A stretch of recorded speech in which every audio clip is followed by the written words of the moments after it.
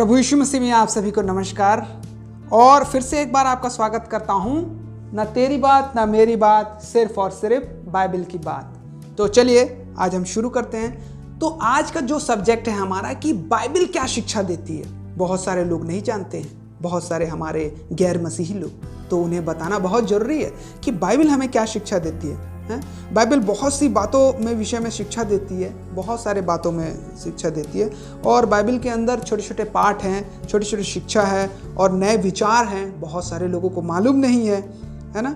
तो सबसे पहले हम यहाँ पे देखते हैं कि परमेश्वर के विषय में बाइबल क्या शिक्षा देती है, क्योंकि बहुत सारे लोग बाइबल के परमेश्वर को नहीं जानते हैं। हाँ, बहुत सारे लोग बाइबल के परमेश्वर को नहीं जानते।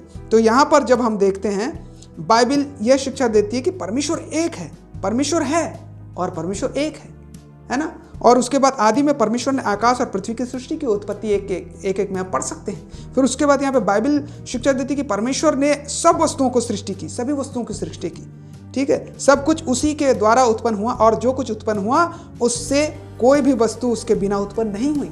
अब यहाँ पे पढ़ सकते हैं हम यूहन्ना रचित सुसमाचार उसका 1:3 पढ़ सकते हैं यहाँ पे। और बाइबल शिक्षा देती है कि मनुष्य को परमेश्वर ने बनाया है, मनुष्य को परमेश्वर ने बनाया है। तब परमेश्वर ने मनुष्य को अपने स्वरूप के अनुसार उत्पन्न किया, अपने ही स्वरूप के अनुसार परमेश्वर ने उसको उत्पन्न किया, नर और नारी करके उसे मनुष्य की सृष्टि की। उत्पत्ति 1:27 आप पढ़ सकते हैं, वहां पे लिखा हुआ है। और बाइबल बताती है, बाइबल शिक्षा देती है कि परमेश्वर आत्मा है। हाँ, परमेश्वर आत्मा है और परमेश्वर के भजन करने वाले आत्मा और सच्चाई से भजन करें, यहाँ पे यूहन्ना 4:24 में लिखा हुआ है। फिर उसके बाद और हम देखते हैं बाइबल शिक्षा देती है कि परमेश्वर अनादि है, अनादि है। इससे पहले कि पहाड़ उत्पन्न हुआ व तूने पृथ्वी और जगत की रचना की, वरन अनादि काल से अनंत काल तक तू ही ईश्वर है। यहाँ पे हम पढ़ सकते हैं भजन संहिता 90:2 में लिखा हुआ है। बाइबल शिक्षा देती है कि परमेश्वर सर्वव्यापक है, सर्वव्यापक है बाइबल, कि वे परमेश्वर को ढूंढे कदाचित उसे टटोल कर पा जाएं, तो भी वह हम में से किसी से दूर नहीं। प्रेरितों काम 17:27 में लिखा हुआ है। बाइबल शिक्षा देती है कि परमेश्वर सब कुछ जानता है और सृष्टि की कोई भी वस्तु उससे छिपी नहीं, वरन जिससे हमें काम है उसकी आंखों से के सामने सब वस्तुएं खुली हुई है। परमेश्वर के सामने पृथ्वी की सृष्टि के सारे वस्तुएं, सारे बातें खुले हुए हैं और वो बेपर्दा है ना। इब्रानियों 4:13 में आप पढ़ सकते हैं, वहां पे लिखा हुआ है। बाइबल शिक्षा देती है कि परमेश्वर सर्वशक्तिमान है और वही सब वस्तुओं में प्रथम है और सब वस्तुएं उसी में स्थिर रहती है। कुलुस्सियों आप 1:17 पढ़ें, वहां पे आपको पता चलेगा। बाइबल शिक्षा देती है कि परमेश्वर पवित्र है और पवित्र पवित्र पवित्र प्रभु के लिए अपने आप को भी पवित्र करना बहुत जरूरी है। और परमेश्वर सर्वशक्तिमान जो था और जो है और जो आने वाला है, इस प्रकार से प्रकाशित वाक्य 4:8 में आप पढ़ सकते हैं, वहां पे लिखा हुआ है। बाइबल शिक्षा देती है परमेश्वर प्रेम है, जो प्रेम नहीं रखता वो परमेश्वर को नहीं जानता, क्योंकि परमेश्वर प्रेम है।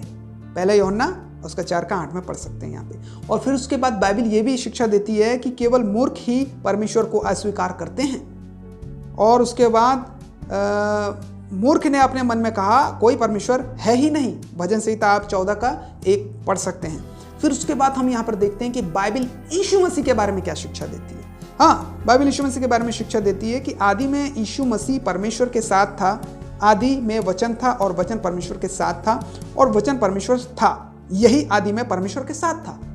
यूहन्ना 1:2 में आप पढ़ सकते हैं। बाइबल शिक्षा देती है कि यीशु मसीह के विषय में प्रतिज्ञा की गई थी कि वह मनुष्य को उद्धार करता होकर आएगा और उद्धार और मुक्ति देने को आएगा।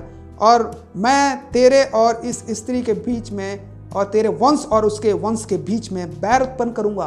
परमेश्वर कह रहा है, सर्प को कहा था स्त्री के साथ, वह तेरे सिर को कुचल डालेगा और तू उसके एड़ी को डसेगा।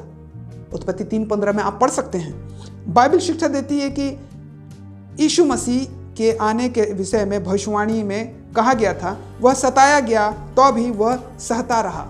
मतलब प्रभु यीशु मसीह सताए गए तो भी वह सहता रहा, अपना मुंह ना खोला। जिस प्रकार से भेड़ बद होने के समय व भेड़ी ऊन कतरने के समय चुपचाप शांत रहती है, वैसे ही उसने अपना मुंह ना खोला। यशायाह 53:7 जब आप पढ़ेंगे तो वहां पता चलेगा। और यह सब उस समय पूर्ण हुआ जब यीशु ने क्रूस पर मृत्यु सही और प्रेरितों काम 8 अध्याय में भी हम पढ़ सकते हैं। वहाँ पर जब फिलिपुस कुछ देश के एक खोजे से कहता है कि यह यीशु मसीह के विषय में कहा गया है। फिर उसके बाद बाइबल शिक्षा देती है कि यीशु मसीह का जन्म कुंवारी मरियम से हुआ था। ठीक है, प्रभु के जन्म के विषय में बाइबल कहती है यह सब कुछ इसलिए हुआ कि जो वचन प्रभु ने भविष्यवक्ता के द्वारा कहा था वह पूरा हो, कि देखो एक कुंवारी गर्भवती होगी और एक पुत्र जनेगी और उसका नाम इमानुएल रखा जाएगा, जिसका अर्थ है परमेश्वर हमारे साथ है। ठीक है, जो मत्ती 1:22 में लिखा हुआ है। बाइबल शिक्षा देती है कि यीशु मसीह ने अनेक आश्चर्य कर्म किए। पतरस ने कहा, हे इस्राएलियों, ये बातें सुनो कि यीशु नासरी एक मनुष्य था जिसका परमेश्वर की ओर से होने का प्रमाण उन सामर्थ के कामों और आश्चर्य कामों और चिन्हों से प्रकट है जो परमेश्वर ने तुम्हारे बीच में उसके द्वारा कर दिखलाया है, जिसे तुम आप भी जानते हो। प्रेरितों काम 2:22 में भी लिखा हुआ है। बाइबल शिक्षा देती है यीशु मसीह परमेश्वर का पुत्र है। वह बोल ही रहा था कि देखो एक उजले बादल ने उसे छा लिया, है ना, और देखो उस बादल में से यह शब्द निकला कि यह मेरा प्रिय पुत्र है जिससे मैं प्रसन्न हूँ, इसकी सुनो। मत्ती रचित सुसमाचार 17:5 में लिखा हुआ है। पतरस ने कहा कि तू जीवते परमेश्वर का पुत्र है। मत्ती 16:16 में लिखा हुआ है। बाइबल शिक्षा देती है कि यीशु मसीह निष्पाप था, जो पाप से अज्ञात था उसी को उसने हमारे पापों पर ठहराया कि हम उसमें होकर के परमेश्वर की धार्मिकता बन जाएं। 2 कुरिन्थियों उसका 5:21 में लिखा हुआ है।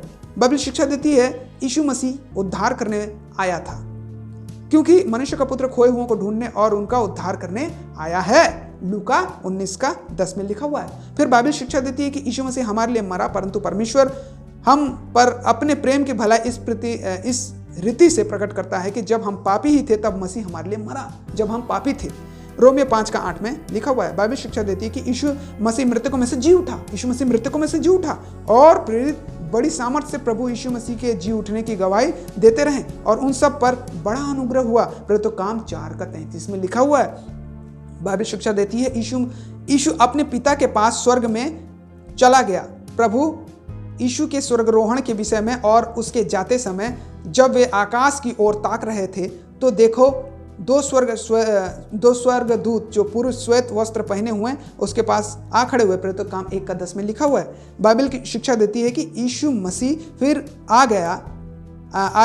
दोबारा आएगा। यीशु मसीह आएगा, सेकंड कमिंग ऑफ जीसस होगा। तुम्हारा मन व्याकुल ना हो, बोलता प्रभु यीशु मसीह, ना हो। तुम परमेश्वर पर विश्वास रखते हो और मुझ पर भी विश्वास रखो। मेरे पिता के घर बहुत से रहने के स्थान है, यदि ना होते तो मैं तुमसे कह देता, क्योंकि मैं तुम्हारे लिए जगह तैयार करने को जाता हूं। और यदि जाकर के तुम्हारे लिए जगह तैयार करूं तो फिर आकर के तुम्हें अपने यहाँ ले जाऊंगा कि जहां मैं रहूं वहां तुम भी रहो। यूहन्ना रचित सुसमाचार 14:1-3 तक हम पढ़ सकते हैं। तो इस प्रकार से आज हमने सीखा कि बाइबल परमेश्वर के बारे में क्या शिक्षा देती है और यीशु मसीह के बारे में क्या शिक्षा देती है। तो दोस्तों आज हमने सीखा और इसी प्रकार से नए नए विषयों को हम लेकर के आपके पास आते रहेंगे और इसी प्रकार से आपको परमेश्वर के वचन से मोटिवेट करते रहेंगे।